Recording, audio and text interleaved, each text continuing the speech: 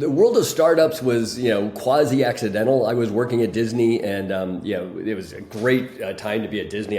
Frank Wells and Michael Eisner were there. The company was doing great, but then the internet came along, and was, just it's like you had to get into it. So I jumped out of Disney. I was CFO of the Disney stores, became CFO of a publicly traded retail company called Hollywood Entertainment that had just bought Reel.com, the superstore for DVDs and VHS tapes, with the idea of doing video on demand. It was a great idea. It was about 2 decades too soon, and Netflix ended up doing it after. But that got me into tech, and then I just found I loved it, and I stayed. I want to ask, you have the most incredible operating career, as we touched on there. How do you think your operating career positively impacted how you think as an investor today? Well, when the big job upgrade for me was when I went to eBay and got to manage eBay.com.